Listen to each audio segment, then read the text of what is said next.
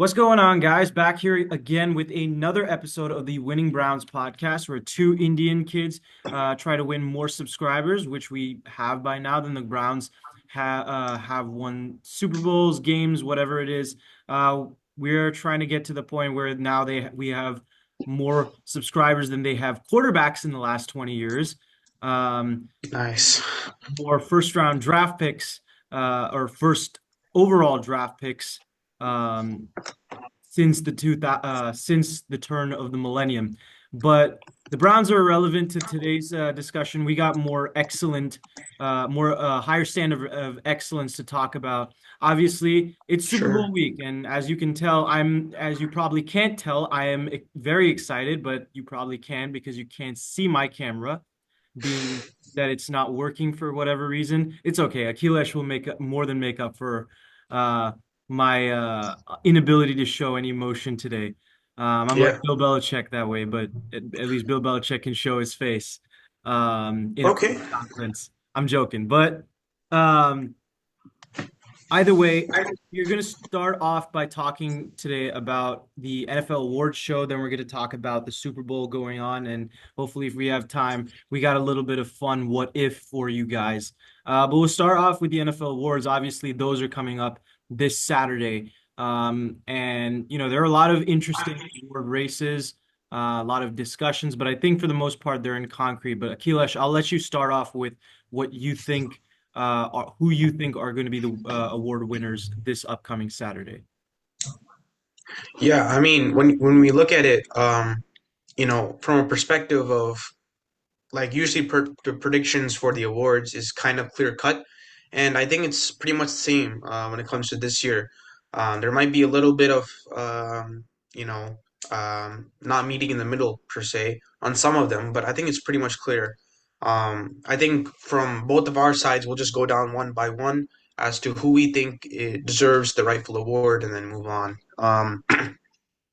To start off with, I think if we look, when we start off with the rookie of the year from an offensive standpoint, it's clear cut. Jaden Daniels is the offensive rookie of the year. You look at the production he has done, looks like a 5 year starter compared to a rookie who was selected second of all the quarterbacks selected in the NFL draft.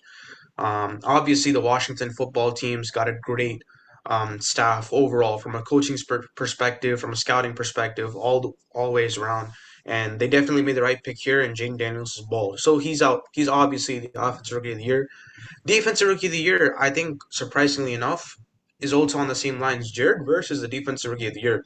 You look at the production that he's had over the course of this season, it's just been exceptional. And since Sean McVay listened to me, right, when I said that you have to play him inside and not as an outside pass rusher, almost all the time, that's how it's going to work. And that's what they did. They put him on the inside. Um, they just let him dominate through the inside. And I'll point out why I said he shouldn't play the outside. When you guys remember the Eagles game, Saquon had over 200 yards if I'm not wrong in that game. Almost on those both those big runs. I think one was 60 yards, another one was 70 yards. Jared Verse was playing outside linebacker, 3-4 linebacker. He's just not the best at that, right?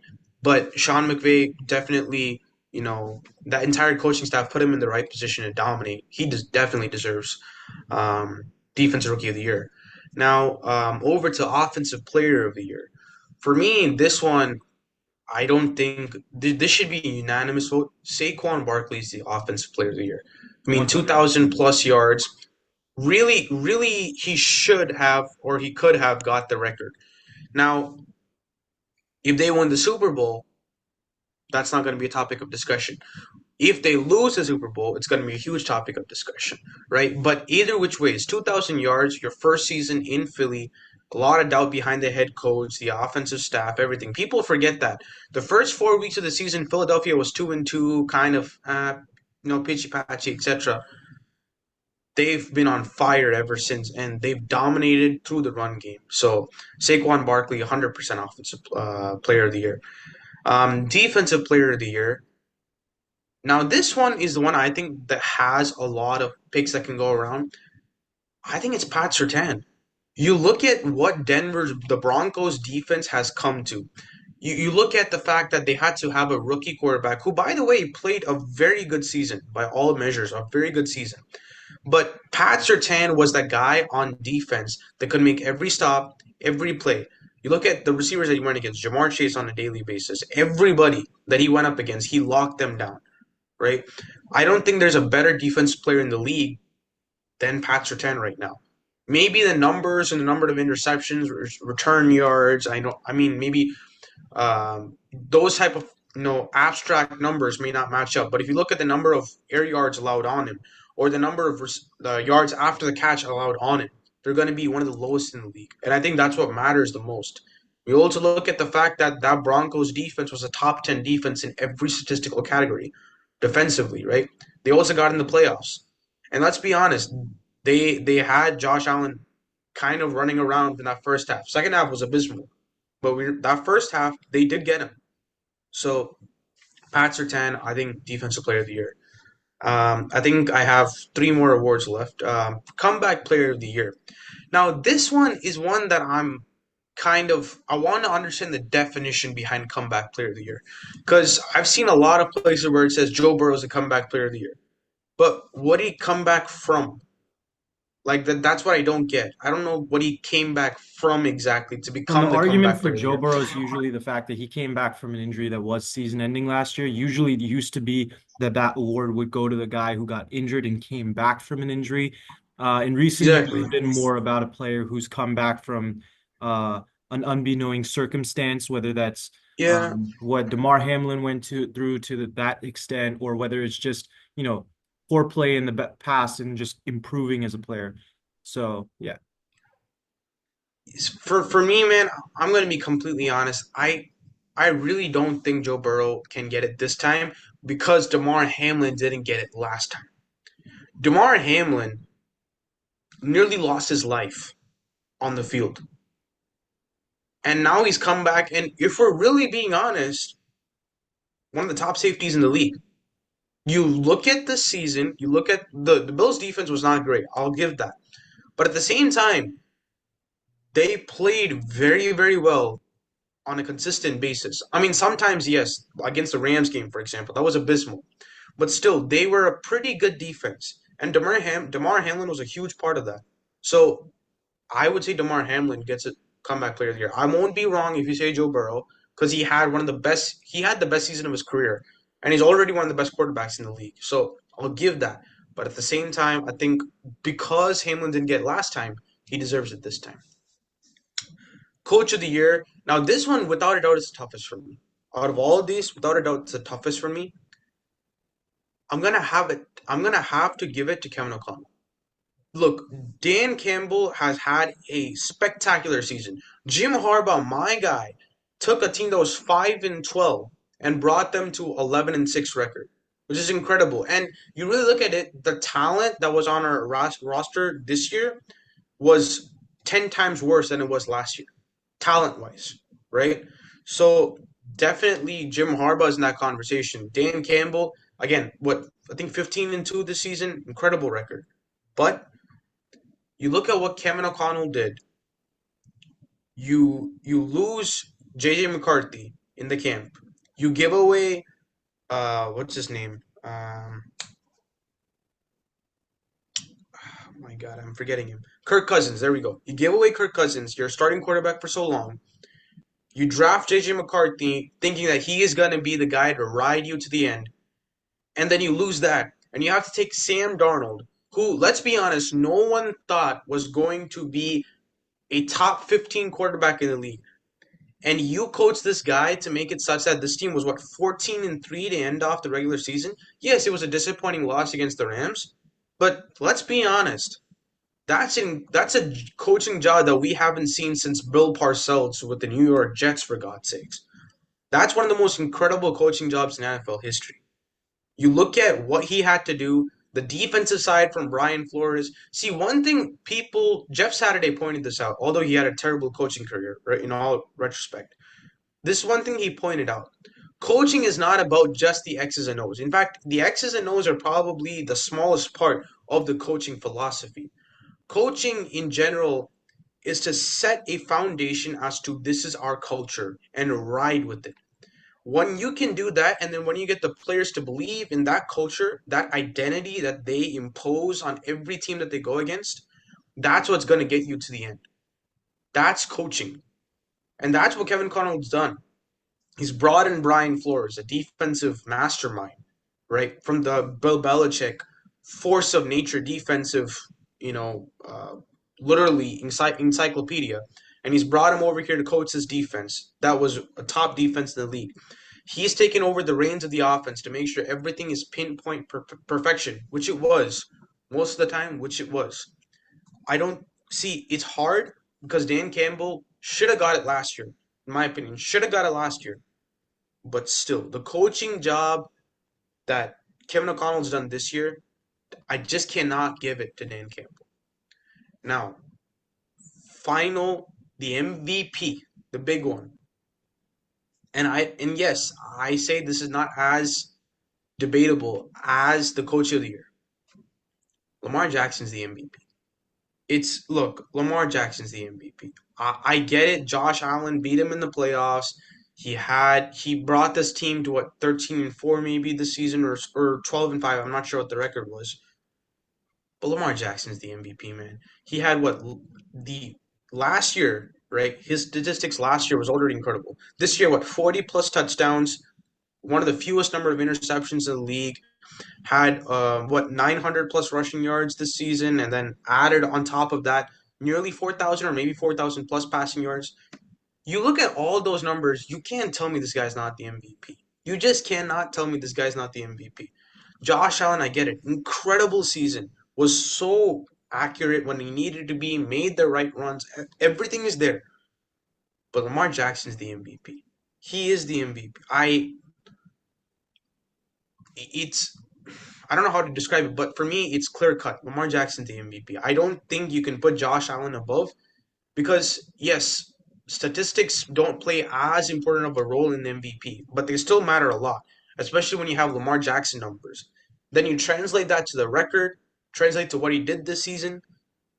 I think Lamar Jackson's the MVP. Because, see, so now suppose Lamar Jackson flopped in the playoffs like he did previous years. I would say, clear cut, Josh Allen's the MVP. But you look at that Bills game, yes, he had turnover. He had that turnover, right? But are we really blaming that game on Lamar Jackson? If we're blaming anything, Lamar Jackson gets maybe 5% of the blame. 95% of the blame goes to everybody else. Mark Andrews is a fantastic tight end, but he blew the game. Total We times. would be having a totally different conversation if Mark Andrews caught that ball in the 2 point conversion and if he caught that ball on an inside post route. We all know that's the situation, right? So let's not act like as though, oh, Lamar Jackson flopped in the playoffs. How can you give the MVP? No, he didn't flop like he's ever flopped before. We have to take that into consideration, right? He didn't flop. The team flopped on him. So I think for me, Lamar Jackson's MVP. I think I went on a 15-minute, no, Quick like question. full Who do you through and have through as monologue. assistant coach of the year? Assistant coach, Yeah, the Jesse finalists Minter, here. So the finalists for that award, your guy Jesse Minter didn't get in. So which is that which honestly is which is surprised me horrible, too. Say it again. which is horrible. It's a travesty. Absolutely. Well, the guys who did end up getting over him were Joe Brady, Vic Fangio, Brian Flores, Aaron Glenn, and Ben Whoa, Johnson. whoa, whoa. Okay, you know what? Actually, wait. So Joe Brady, Brian Flores, and Ben Johnson. And then Aaron Glenn and Vic Fangio. You know what, man? Actually, I would give it to Vic Fangio. I really would because now, and I mean this, even if Jesse Minter was in the conversation, I would have given it to Vic Fangio. Reason why I say that is last year, you look at the demise of the Philadelphia Eagles, offense was bad, but that defense couldn't tackle if it mattered most. I mean, you like if I said you're going to be in jail for 15 years or you're going to get a tackle, they'll probably be in jail for 15 years. That's dark example, but like that's a truth. That's how horrible of a defensive team they were from just basic you know, technique Right. wise. And now you look at Vic Fangio, you know, many people have pointed this out. It's really not a complicated defense. Jesse Minter's defense is complicated. They run blitzes, pressures from everywhere, anything, anytime, right? Vic Fangio, if you really look at the blitz rate, one of the lowest in the NFL, which is not popular for a Fangio defense. Essentially, their point is we're just going to be the technically and physically most dominant team every single time we're out there. And that's what they do. And their defense and their run game has got them to the Super Bowl. Vic Fangio is, for me, assistant of the year. The assistant coach, uh, the assistant coach of the year award is interesting for me. I'm not mad at all for you saying Vic Fangio, but personally, I got Ben Johnson. Here's why. Mm, With Ben Johnson and Vic Fangio, I think it comes down to these two. You can make similar arguments to them, but the Lions had the number one offense in the league. The Eagles had the number one defense, right? At some point, I'm going to nitpick here. The one argument I can go against Vic Fangio is that Vic Fangio wasn't as consistent year round as far as the defense. The Eagles started off the year kind of middle of the pack defensively, and they were improving, which is still great, right? They improved a lot down the end of the year. But if you want to just talk about consistent body work throughout this year, you can make that argument for Ben Johnson. That's a little bit of nitpicking, but the reason I would make the argument with Vic Fangio versus Ben Johnson, you can make the same thing. Both of these head coaches of the teams, right? Nick Sirianni and Dan Campbell, pretty much hands off when it comes to play calling duties, when it comes to actually, you know, that responsibility when it comes to the team. So really, it depends sure, more on their play callers. We have to remember where the Lions were last a couple years ago before Ben Johnson got hired as the offensive coordinator. We have to remember where the Eagles were when it came to Vic Fangio not being their defensive coordinator. Say what you want, but that Eagles team was still a pretty good team. At the beginning of the year, they were a decent defensive team. They went 11-6, right? But of course we know, but Gotcha, of gotcha. course we know that they No, no, no. fell apart. I'm sorry. I'm sorry. You're twisting words around. You're twisting words around. No, no, you can't say that. That defensively, that team. Look, let's be honest. They started off 11-0. Sure. How many of those games were 1 point wins or 2 point wins Absolutely. or And three? I'm not disputing that. I agree with that. But Okay. here's what I make the argument though. Well, sorry. I'll ask one more question. How many of those 11 game win streaks did they give up 25 plus points? Absolutely. I agree with that. And So, I'm not denying that. But what I am saying is the fact that you can make an argument that, and this is why I think the difference comes. When the Lions didn't have Ben Johnson, Jared Goff looked like one of the worst quarterbacks in the league. sure. This offense really, if you look at it, it's a very talented offense, but I would make an argument just for on paper. If you're just looking roster wise, there are a lot of flaws you can point out. Amon-Ra St. Brown is one of the best receivers in football. Jameson Williams is a very good second threat. If you ask me to put those two receivers against the Miami Dolphins, 1 and 2, just 1 and 2 respectively, if you asked me to Sure. put them against the Dallas Cowboys last year, 1 and 2 respectively, the 49ers last year, 1 and 2 respectively, the Cincinnati Bengals, 1 and 2 respectively, the Philadelphia Eagles, 1 and 2 respectively, right? I'd make an argument Ben Johnson kind of elevates every single receiver on that team. Okay. The But argument Yash, I give, I think Vic Fangio does the same. But what I make the argument is that Vic Fangio already had a very, very, very talented defense. We have to make that argument. That defense was the number one defense in football oh, you two can't years keep ago. doing that. And I get it. I'm nitpicking here. I get it. It seems like I'm trying to undermine Vic Fangio. I'm not, right? But this is the same argument I made like in 2017, right? When the Coach of the Year finalists were up. I made the Mm, argument against Sean McVay because I made the argument that that Rams team was extremely talented, right? They had Todd Gurley. Jared Goff was a talented quarterback who just looked horrible because Jeff Fisher could not understand how to call a play offensively. Okay. And that defense had Aaron Donald, Robert Quinn, Alec Ogletree, Michael Brockers, who were all Pro Bowlers, right? Before Sean McVay came to that team. So I'd make the argument Sean McVay, if anything, at that specific time, compared to a Mike Zimmer, who took a Vikings team who was 6-11 with Case Keenum as their quarterback to the NFC Championship. Sean mm-hmm. McVay, just pushed the right buttons and did not do what Jeff Fisher did, which helped that team get to where they ended up being. Let That's me the ask same one argument question. I make with Let me Vic ask one Fangio and question. Ben Johnson. All right, let me ask one question now. What ranked overall offense was the Detroit Lions last year? In 23 or 24? Last year, 23. 23, I don't remember. I think there were three. Three, right? This year they were number one. Yeah. Would you say that's a huge statistical jump But you overall? do realize that the same variable implies that Ben Johnson was there. So let's look at when Ben Johnson wasn't there. Exactly. That's my point. That's my point. We're not talking about the best assistant in the whole league over a course of time. We're talking about the best assistant over this past year. We're talking about that assistant that had the most impact over this past year. I'm 100% with you last year. I'm not 100% with you this year. Last year, Ben Johnson took a 29th ranked overall offense to the third best offense in the league.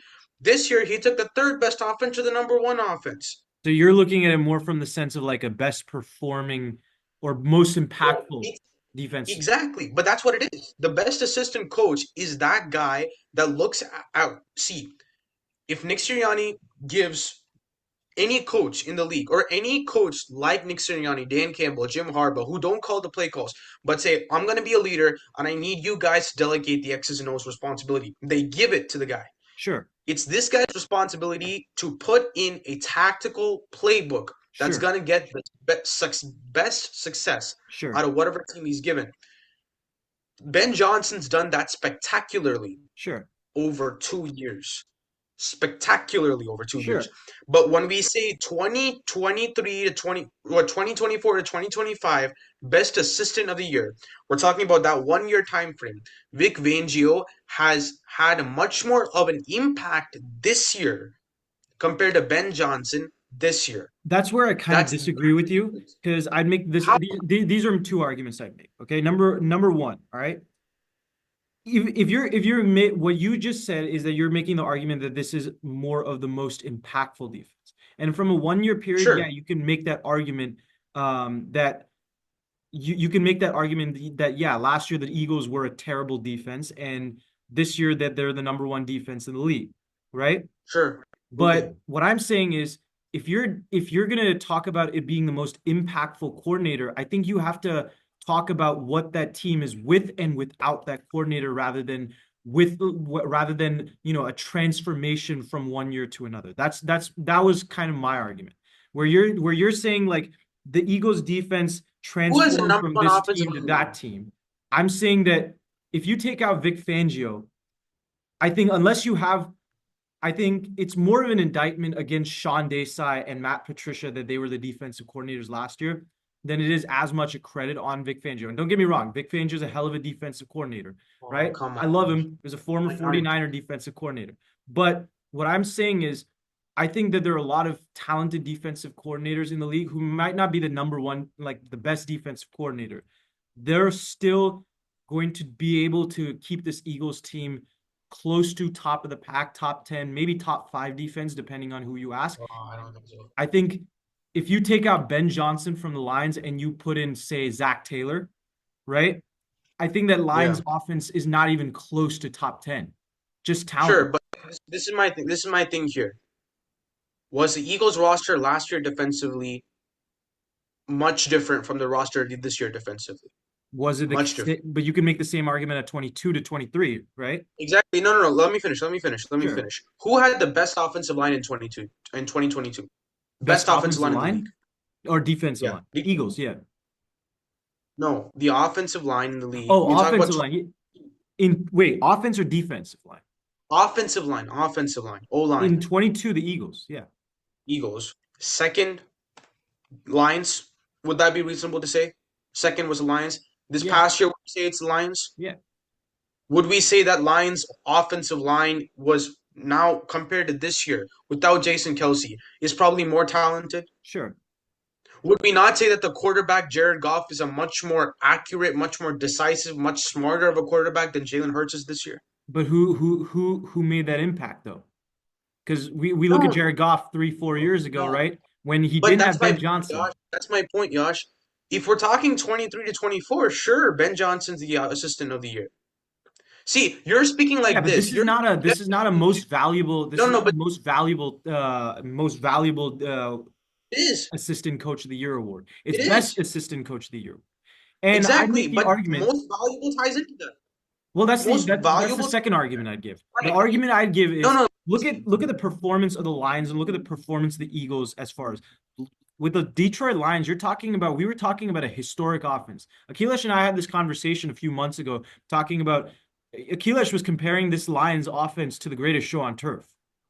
The Yeah. Eagles offense or defense, say what you want. They're great defense, don't get me wrong, but they're also, they're not in any sense a historic defense by any means.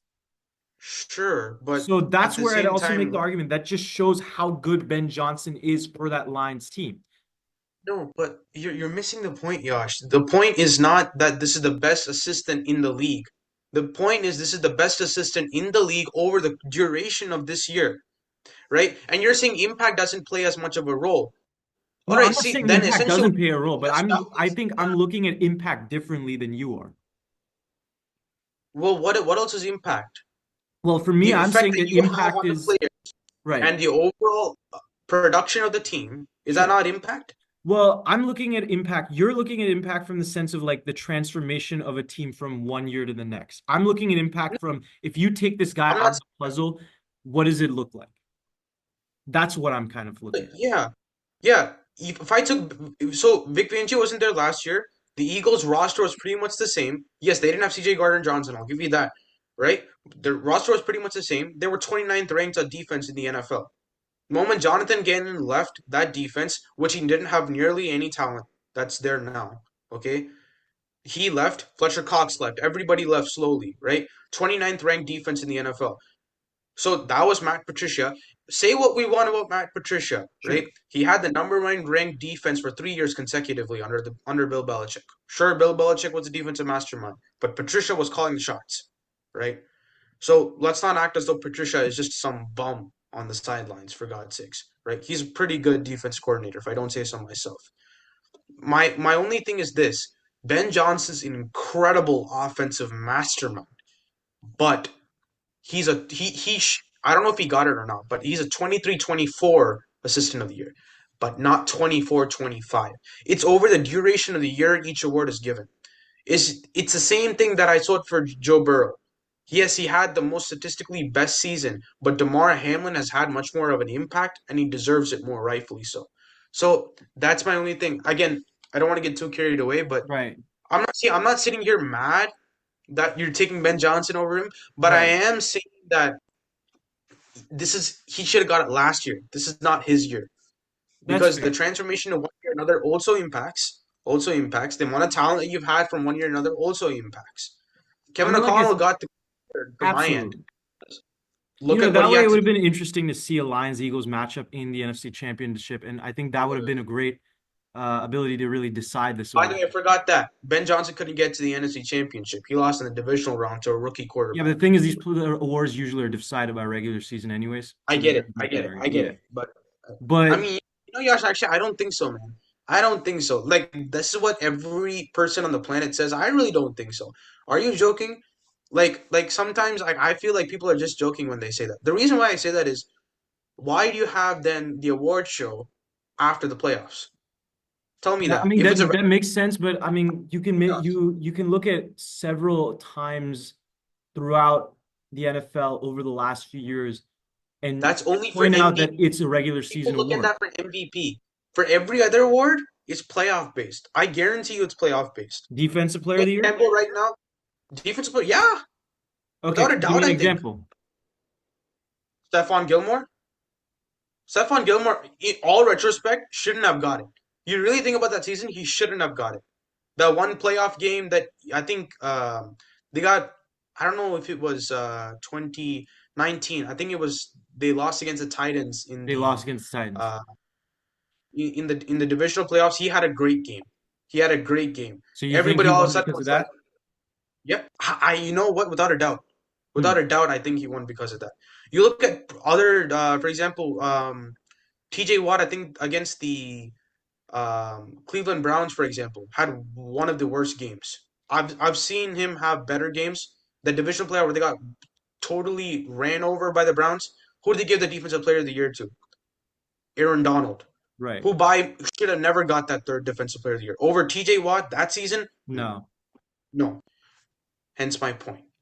There's this. I mean, this is a discussion for a different day, but that I think is one of the most fascinating defensive player of the award races in Yeah, NFL shouldn't history. have got it. Because Aaron this is Donald's what a I great argue. defensive. Like if you because it's always this thing about kind of like defining the criteria, and this is probably the thing I'm most critical about these NFL awards.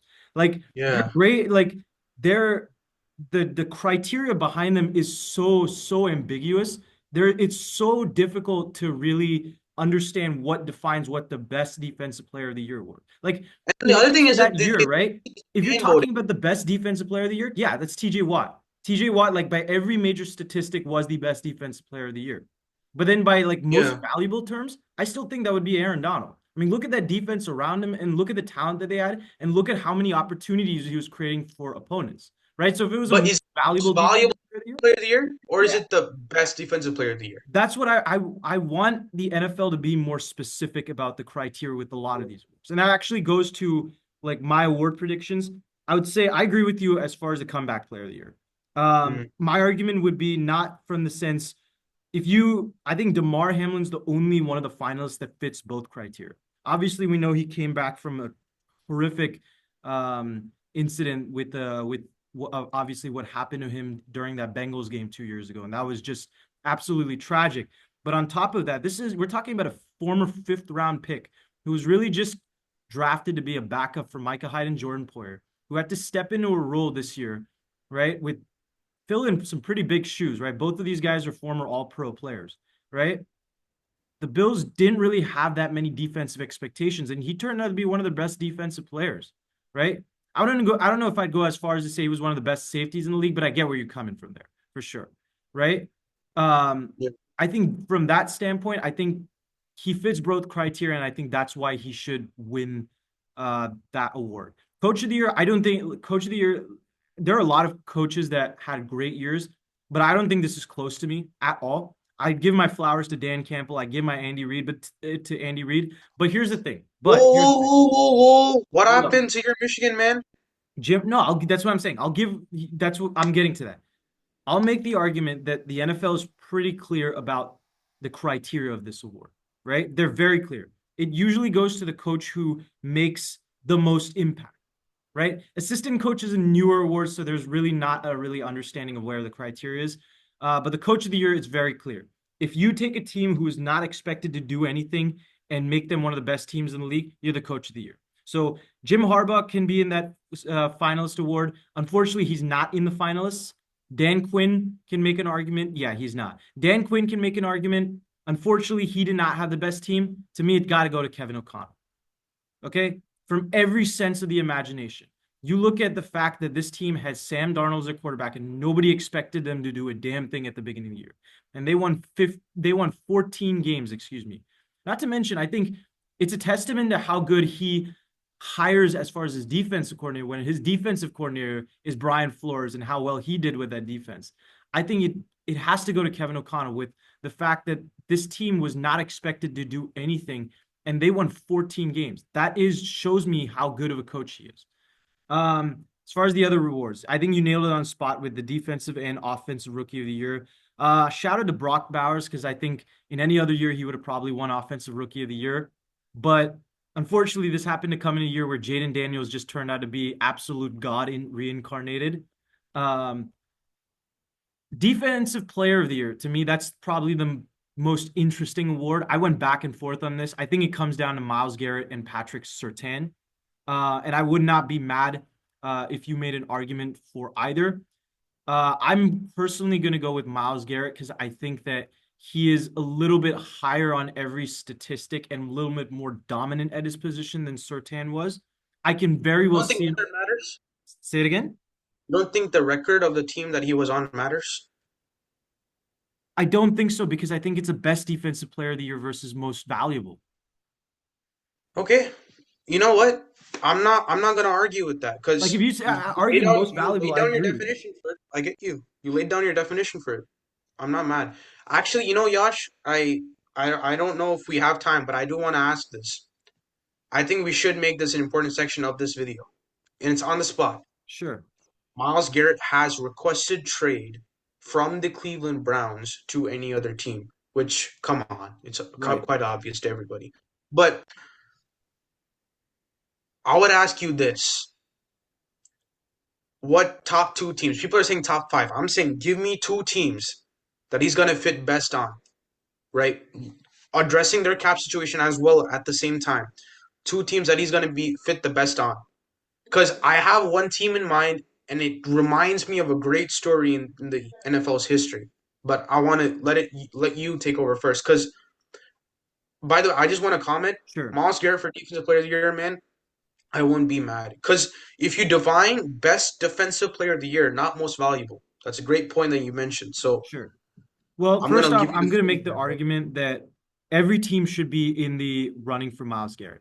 There The we the go. argument to be against Myles Garrett is the fact that he's a 30-year-old defensive end, and they don't usually age well unless you're like Bruce Smith or Reggie White, right? But Myles Garrett is one of the most defense dominant defensive ends in the history of the league at this point. There's no doubt about that, Yeah, right? He's going to go down maybe if he continues this through longevity as a top 10 defensive end of all time, right? There's no doubt about that in my mind. If he continues this for another 3 years, undoubtedly, without a doubt, yeah. right? You know what? Yeah. Um, Wow. Yeah. so every team should be in the favor, in for him. The two teams Yeah. I'll give you that I think are the best fits for him, and I think the two teams I'll give you three teams for that reason. I'll give you two teams that I would not be surprised. First off, the two teams that I think are most likely to trade for him are the Detroit Lions and the Chicago Bears, both from the NFC North. The Detroit Lions have a Okay. lot of cap to spend in spite of the fact that they're a very talented team because they're a very young roster. Can you imagine Mm. having Myles Garrett, Aleem McNeil, DJ Reed, and Aiden Hutchinson on a defensive line? Yeah. I mean, Yeah. I pity any offensive like I used to play quarterback, right? If I looked up and saw those four standing in front of me, I think I would I'm going just to the quit on the bathroom. spot. I'd put in my 2 week resignation right I'm there. going to the bathroom. I would lose all bladder control, bro. I am running That straight is crazy. to the restroom. To the That is restroom. wild. I'm staying all 3 hours, including the ads Hey, just inside don't that bathroom. I'll just don't go watch to the you. bathroom in the Oakland A's stadium. That's oh my God, Yeah. that's hell on No, earth. I mean, I don't think I ever want to. You were telling me some stories about that, so I Oh my mean, God. A little bit off tangent, but me and me and my dad went to an Oakland A's game a long time ago. This was when yeah. Akilesh first moved to Pleasanton, right? We had a field trip Wow. for the Okay. school, Wow. and I went to the bathroom in the Oakland A's stadium. Oh my God, there was a 3 foot layer of piss in the bathroom. I was wading deep. I felt Okay. like it was in a swamp in Florida or something. No Okay. disrespect to Yeah, we're any good. We're good. Floridians We're out good. there, We're good. We're but good. yeah, We're good. Keep it moving. No, but anyways, what I'd say is Myles Garrett. Yeah, I mean that would just be a hell on earth for any opposing offensive line and any quarterback. Yeah. The teams I think were the best fit. One of them is one of the teams I think is most likely. The other one is the Atlanta Falcons. The Atlanta Falcons need a Who? defensive end. I think with who they hired, Jeff Ulbrich, I think Myles Garrett would be perfect in that scheme. Myles Garrett plays a lot Mm, like a lot of the Jets defensive ends, Will McDonald, Jermaine Johnson. I think he'd be a great he would be great at creating opportunities for some very intriguing pass rush options that the Falcons have on their D line. But to me, I think the best team to go after him is the Chicago Bears, without a doubt. Without mm. a doubt. 4-3 defensive end, plays a lot like Peyton Turner, plays a lot like Cam Johnson, Trey Hendrickson, as far as the way he gets outside and be able to just bull rush the player or just use his athleticism and get under a defensive line, right? Yeah. That's exactly what a Dennis Allen loves in his defensive end. That's the type of defensive end he wants. And when you get a guy as, but yeah, I mean, I'd say, yeah, I mean, when it comes to what the Bears need, right? You're talking about a team that has a pretty decent secondary, if I might add. and some pretty good linebackers, but their defensive line lacks. Yeah, Montez Sweat is on one side, but he's not one of those guys who can he just can do everything. on his own. He needs a complementary piece around him. In Washington, that was the D line they had, where there's Chase Young. If you give him a Myles Garrett, right? That's exactly what that's exactly what the Bears can use to try to take that next step and become a Super Bowl contender. Um, but I would say the two teams that I would not be surprised for to try to pick up Myles Garrett. Don't be surprised if the Eagles go after him, and don't be surprised if the Rams go after him. The Rams like big names. The Rams like big name defensive ends, especially. And the city of LA, if I might add, has made a lot of big moves recently, whether it's the Dodgers signing Roki Sasaki or the crazy Luka trade that happened this past Oh Saturday, my which God. still blows my mind. But I mean, LA loves big trades. They love big moves. They love big name superstars. And I think Myles Garrett is one of those players that can truly kind of move around, play 3-4-4-3 defensive end. So I would not be surprised if those teams go after him. Now, Yash, that was a wonderful soliloquy. I know the number of teams that you mentioned just makes my heart melt. If that's the number of teams that want Myles Garrett. But I was thinking to myself, right? Chicago Bears, that's a good one. Dennis Allen likes that type of guys, physical, beastly men. The Eagles, Howie Roseman just gets everybody he wants. But then I searched up the cap space. Like there's an online like Mhm. editor of Yeah, like yeah. cap space. Right, right, right. I looked at it and there was a team at number 6, and I was just like, they didn't spend much last year. One of their guys is planning to move on in free agency. One of the other guys is getting close to washed out and he's a little old, retired. I thought to myself, in the early 1990s, when Mike Holmgren got hired by the Green Bay Packers to lead them Um, to the Super Bowl, right? And he said he called up Reggie White. You know that guy, the monster, right? The I think minister I've of heard of him. defense. Yeah. Yeah. So he called that guy up and he said, "No, God's calling you to come here." And Reggie White came. I was thinking about that, and I just thought to myself, the Green Bay Packers had Brett Favre. He's a Hall of Fame quarterback, if I'm not wrong, right? He's a Hall of Fame I think so. quarterback. Yeah, yeah. They had a pretty good run game too. Had some very good defensive players as well. They had a coach that was also very brilliant and offensive mind as well. I just started to think, What was his name? Do you I remember? don't, Mike Holmgren probably his name there. No, they had an They also offensive had Andy coordinator Reid too. as I a forget tight his ends name. coach. It's something. It Um, starts with the N and ends with the Eid.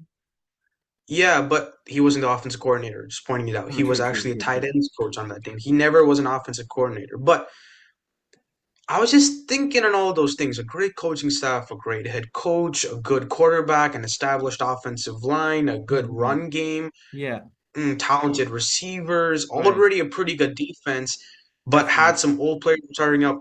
The Los Angeles Chargers are going to go after Myles Garrett. We already know it. Stop playing around with the Chicago Bears and all this stuff. Sixth highest cap space in the market left around. They didn't spend anything last year. They're going to have a high pick this year.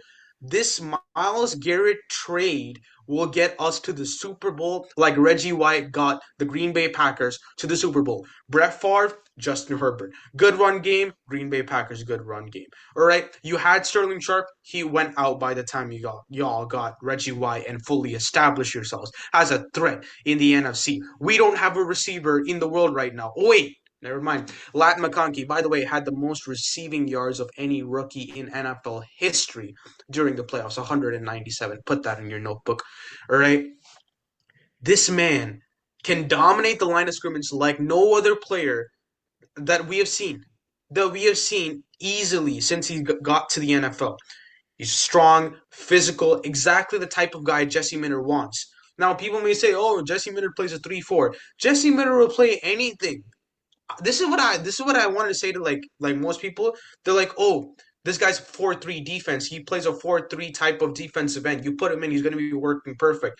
My point is, when you get a guy like Myles Garrett, you'll change your entire defensive system to make it such that Miles Garrett dominates the game. And even if No you don't, defensive Miles coordinator Garrett is could. one of No, those rare players who can play 4-3 or 3-4. He played 3-4 yeah, in sure. college. I mean, I don't know if he's gonna like stand up and do all that stuff. I'm not Right. sure if he's gonna be that type of guy, but still, he could dominate from any side of the field. Derwin James, two fifth-round picks that are starting cornerbacks right now. You look at Ahoy Gilman on the other side, who's not spectacular, but very good, solid. Deion Henley, who, by the way, got robbed in the Pro Bowl, a fantastic starting linebacker. You look at linebackers that we could get in this draft class. You look at the fact that we could get James Pierce, we could get Colston Loveland during the draft. If Miles Garrett comes to Los Angeles Chargers, I'm telling you, he will get a Super Bowl. That's what he wants. He mentioned clearly that he wants a Super Bowl. I'm not sure he's going to get a Super Bowl in Chicago. I'm not. He might get a Super Bowl in Detroit, but this is what I wanted to point out. Actually, for me, Dan Campbell as a head coach is going to be decided based on this upcoming season. If that offensive coordinator, whoever they pick up, I don't know if they already picked him up. They did. I forget who was some guy from the Broncos. I forget. Oh yeah, the no, I think that was the Bears. The Bears picked up the tight ends coach from the Broncos. No, but these guys picked up the pass game coordinator for the Broncos. I forget his name. Is it? Yeah. Okay. But whatever the situation may be, if you can get that offense to play at an elite level with whatever offensive coordinator you got, then I respect you as a coach more than any other coach in the league. Okay? But that's what decides it for me. That's what really decides it for me. If Miles Garrett comes to LA with Greg Roman probably going to be there till Jim Harbaugh is there, Jesse Minter, and the mighty Minter offense already in place. Come on, we're no one's beating the Chargers. No one's beating the Chargers, and I'm saying it like this: the Chargers already have one of the highest cap spaces in the league left. Right. They also have assets to trade to the Cleveland Browns. Right. They have what I think. Plus, they also lost their safeties coach to Western Michigan, who became now the defensive coordinator there. Right? They get an extra draft pick, if I'm not wrong. Now, as a result of that, they have draft picks to trade away. They can make a lot of moves. They also have a lot of underrated guys that really overperformed. They have that supply to trade in. I don't think there's any better situation than the Los Angeles Chargers trading for Myles Garrett than there is in the entire league. And there's no better situation for Myles Garrett for the Los Angeles Chargers. That's my take on it. Now I understand, yes, the Chicago Bears, blah blah blah, blah blah blah. Let's be honest. Man's had enough of the snow. He wants he we know he wants this, right? And he's not going to Dallas. First of all, for anybody who says he likes Dallas and all that stuff, he's not going to go to Dallas. Let's be honest. Right. Micah Parsons, did you see that? He went on a Yes. podcast and he goes, you know, we just had such a horrible run design offense that Derrick Henry wouldn't have helped us much. Are you joking? Man came into the Baltimore Ravens, who didn't have a spectacular offensive line. They had a very good offensive line, not a spectacular one. Comes out 1,600 yards, and let's be honest, he doesn't even get the ball that much. We complain about the fact that he doesn't get the ball that much. 1,600 yards in your first Right. season, and you go and say, man, wouldn't have had much effect.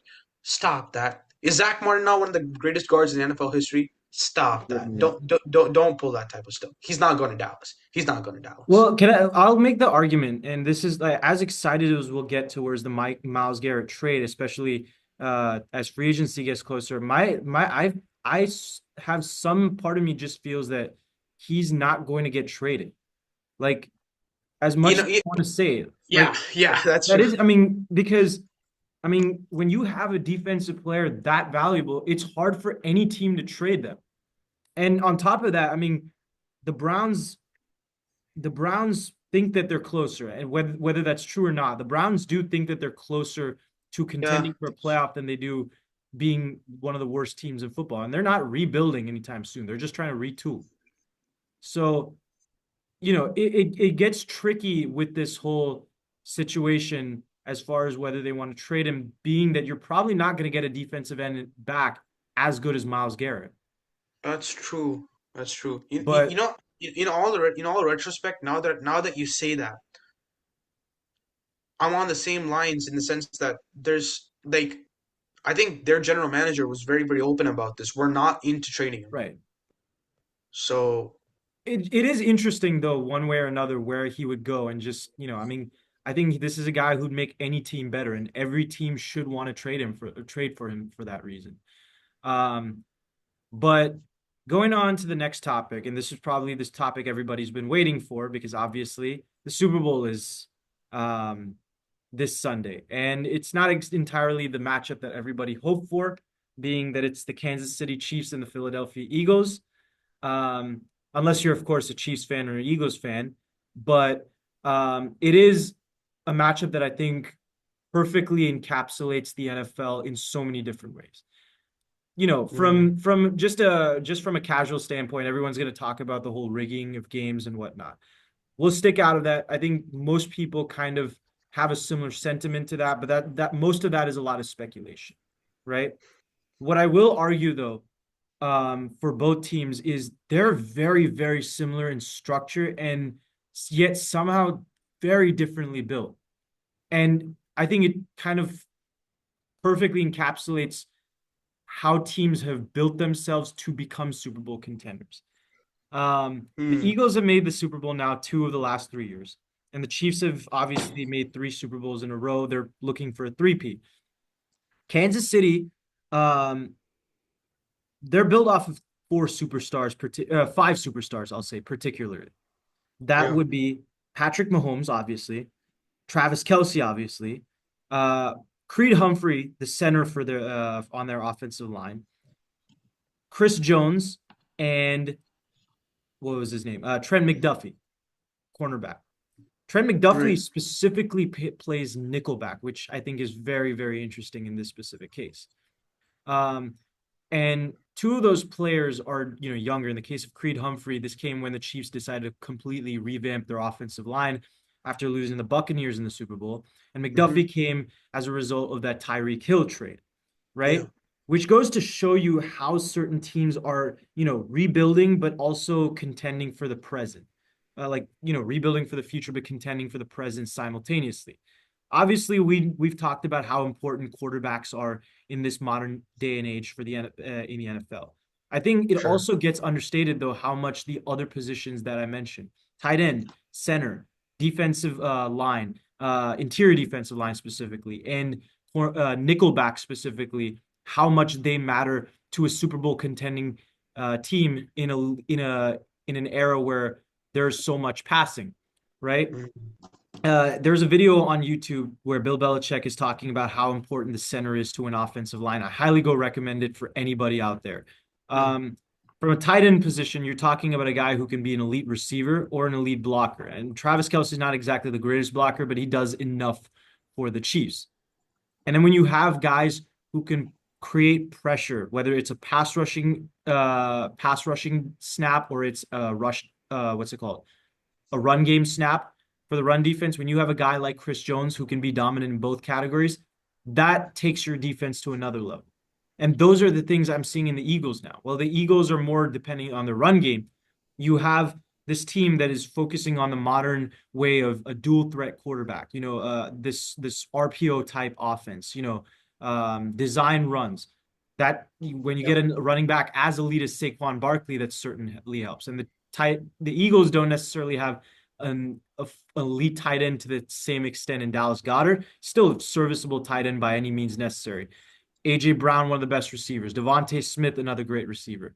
I think in the case of the Eagles, they've managed their financial assets extremely well on the offensive side of the ball, even though they're paying two receivers $30 million. Defensively, however, it comes down to three players specifically. Mm, Zach Bond, who I think is a Swiss Army knife that even the Chiefs have a guy like that in Leo Chenal, right? So he can play a okay. multitude of different positions. Jalen Carter, and I think the guy who's provided a renaissance for that Eagles secondary this year, Cooper DeJean, right? You talk about what he can do for that secondary as far as being able to play multiple different positions, safety, being able to help contribute in the run game, being able to be an elite tackler, being able to be as good he is in pass coverage. I think that takes a lot of um, pressure off of guys like Quinyon Mitchell, off of guys like Darius Slay, who had trouble last year. And I think that's what really has improved this Eagles team over the last few years, or over the last year, so to say. And I think that's really the modern NFL, whether it's a traditional passing, not traditional, but gunslinger passing offense like the Chiefs, or it's a design run offense like the Eagles. Mhm. They've shown value in specific positions as far as how their team builds. And I think that's going to be the interesting thing for this Super Bowl. Man, I agree with everything that you said so far. But I'm gonna be honest here. Uh, this is probably one of the least hyped and rightfully so Super Bowls I've seen in a long time. Because the reason why I say that is this. Not high, I'll say it like this. This is the one of the least Super Bowls I'm excited for. I'll say it like that. Reason is this. I get it. Three-peat for the Kansas City Chiefs, and the Eagles avenging their loss against the Kansas City Chiefs in the Super Bowl. But for me, I'm not sure if we're really going to get an exciting game out of this. I really don't. Unless we see like bulldog fights, I'm not sure I'm really excited to see the Super Bowl. The reason why I say that is this. I've kind of come to a point where I'm like, there's just no way the Chiefs are going to lose. I've just come to that point because Vic Fangio has a stellar defense out there. The run game with Kellen Moore to perfection running this run game, amazing. But just tell me how you saw Patrick Mahomes. How do you stop Patrick Mahomes? Most people they say Joe Burrow is the only person to beat Patrick Mahomes. You realize they never say the Cincinnati Bengals beat Patrick Mahomes or their defense beat Patrick Mahomes. It's just that Joe Burrow beat Patrick Mahomes. So my point is, how do you stop Patrick Mahomes? How? Last against the Philadelphia Eagles, he had 100 and what 46, 76 passing yards. That's one of the worst games he's ever had from a passing yard standpoint. But he wins the game. You look at against the Niners, he didn't have a good game. He really didn't have a good game. But he made the right plays when it mattered most. I'm just saying, how do you stop Patrick Mahomes? When you stop Patrick Mahomes, it's a fun game.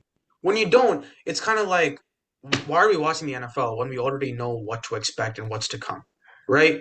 So for me, it's just like, man, really, like, am I really gonna sit down and watch this? Last year, it's different because Mahomes is going on a second, right? So it's different last year, but this year, it's a little bit like, man, really? Again, we gotta watch this guy again win. It's almost like that to me. I mean, I think there's a statistic: 61% of the people are putting their bets on the Chiefs. I think that's the most in history. So Close to. I think the Patriots had more in '07 when they were 18 and in 19. '07, yeah. Now I hope they look. I'm not hating on the Chiefs, but like it would be nice to see another color other than red and white win something, right? Meaningful at least. So if the Eagles can win, it would be great. But I'm just saying, I'm already expecting to know the result of the Super Bowl before the Super Bowl even happens. That's what I've come to. So I hope it goes well. I hope the Eagles can win. I hope that run game dominates the entire line of scrimmage. I hope I can see Chris Jones cry for the wrong reasons this time. But I just think the Chiefs are going to win because you can put to me every statistical, and this is where statistics just fails. I think Give me statistics and film fails in this instance. This is the and thing film that just fails and film fails. encapsulates the Chiefs. This is how good they are. They defy every law in the book. Yeah, yeah. So you can put film, you can put statistics, you can put this and that. I'm just saying the game could be 3-0 and the Chiefs win because of Patrick Mahomes. The game can be 52-42. They win because of the Chiefs. The game can be 2-0 and Patrick Mahomes would have led that. He could have caused a fumble on the goal line on a strategic basis, so that when the Eagles get it and Jalen Hurts goes on a, I don't know, some kind of play action pass, rolls out, they get a safety. That's because Patrick Mahomes fumbled the ball. It's just somehow, some way, the Chiefs get it done. They're going to be the first team since technically the Vince Lombardi Green Bay Packers to win 3 consecutive NFL championships. It's there. It's there. It's the Chiefs. It's the Chiefs' decade of a lifetime. I think the Chiefs are going to win. Now, I'm sorry. I know it's disappointing that I'm disappointed in it, but what to do? It's the reality. We don't know. I don't know how else to explain the Patrick Mahomes factor other than that it doesn't matter the situation. He's always going to get it done. The That's thing all with I can say. Mahomes that I think intrigues a lot is the fact, everyone talks like there are memes online about just how Chris Collinsworth or Tony Romo are always glazing Mahomes essentially, but um there's a reason I think where Mahomes gets so much credit um, from everybody around. Because no matter how bad or how good he plays, at the end of the day, they're winning games. They're winning championships. And, you're talking about a guy who on his worst day can, can basically just do enough to win, like Akhilesh said. Um, he can elevate talent when necessary. Um, or he can, or he can he can perform as well as he did against the Bills game.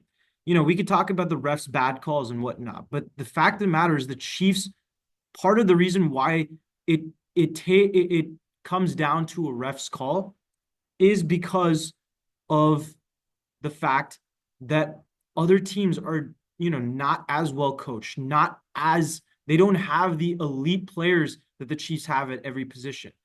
I think this is a testament to how good Andy Reid and Steve Spagnuolo and that coaching staff is, right? Especially Andy Reid. I don't think this offense is schemed as well as they have in years past. I think they're kind of dinky and dunky. I think they're playing around, right? I think I'm not exactly the biggest fan. I've talked about this in the past.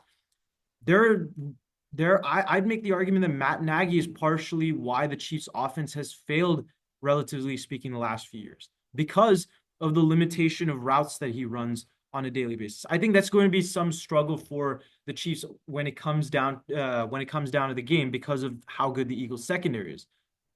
On paper, the Eagles should win. I've never seen a team as dominant in an NFC championship running the ball as they were against Washington. I've never seen a running back as good in the postseason as Saquon Barkley in my lifetime, right? I'm sure there probably was, some guy in the 1950s or something, but in modern NFL, it's it's so impressive what Saquon Barkley is doing. But at the end of the day, the Chiefs control the pace of the ball unlike anything I've seen. And I think that shows you how good of a clock manager is, how good of a talent elevator Andy Reid is, and how good of maximizing the potential of every one of his players Andy Reid is. And I think we got to start giving credit to Andy Reid. And to me, if Andy Reid and the Chiefs win the Super Bowl, Andy Reid is a top 3 coach of all time. There's no question about that. Yeah. 4 championships, as many wins as he has, but the way he's won the last 2-3 years to me has been what's been remarkable more. Yeah. And I think it's a testament to say, and I want to be quick with this, but I'll make the argument. If the Chiefs win a three-peat, I'm gonna be critical as this. Nobody wants the Chiefs other than Chiefs fans to win a three-peat, right? Nobody wants that except for Chiefs fans. But if the Chiefs win a three-peat, from just the NFL standpoint, this is going to change the NFL forever. Forever. Because it's 3 Super Bowls. The last time a team won 3 championships, as Akhilesh mentioned, was the Packers at a time where the NFL was still a growing sport as far as marketability goes. But you're talking about a team that is probably going to be the first NFL team to be a global powerhouse, I'd argue. You're Hmm. talking about a team with as marketable athlete in the history of the NFL as Mahomes is. Talk about a tight end, and I don't want to bring the outside of it, but the tight end is dating one of the most famous people in the world, in Taylor Swift, right? Just that media exposure plus that success you get. The Yankees had that when they were winning championships. The Lakers had that when they were winning championships. Real Madrid across in Europe had that when they won championships. When you have Hmm. athletes as famous as they are, when you have people attached to that team as famous as you are, that reverends jersey sales, that reverends global exposure. I think we could be looking at the NFL, really becoming, American football becoming a popular sport in the league across the world due to the Chiefs' dominance. And I Yeah, think that's going to change the NFL forever in his style of how yeah. it's played. Look, I'm 100% agreeing there. It's gonna have a huge impact. Now the way in which it's gonna go, I'm not one to say. I don't know how it's gonna go, but definitely it'll have a huge impact because it'll show, things that we thought were never accomplished or could never be done is gonna be done. And I think it'll also say in something in regards to Mahomes' legacy, where even me, as a staunch, Tom Brady supporter, we might have to give the reins down. Although we'll end the episode with me saying this: Patrick Mahomes compared to Tom Brady is only going to be determined by how Patrick Mahomes is without Travis Kelsey. That's what's going to, for me, determine his greatness over Tom Brady. People forget the fact that Brady came into a team who was a losing record and got them a Super Bowl in his first season. So, who is Patrick Mahomes without Andy Reid? Who is Patrick Mahomes without Travis Kelsey? If those two questions can be answered in a positive light, I'm ready to say this: Patrick Mahomes is the GOAT. If those two questions he can answer in a positive light. So that's where we'll end the episode today. Unfortunately, I have a college class in about 10 minutes, and it takes me around 15 minutes to get there. So I will be late, but I Sorry to would, keep you sorry to go on a but tangent, but yeah. no, but I would be late 20 minutes if it mattered to get this episode out. So again, appreciate everybody taking the time to watch this episode and also taking the time to kind of be supportive of this project that we have here. We really love doing this on a, how many ever days basis. So we want to really continue doing this more and more. Again, I have to leave now, but I'll talk to you guys later. See you. Thank you. Bye. Thank you guys. Have a great day, and thank you for the support.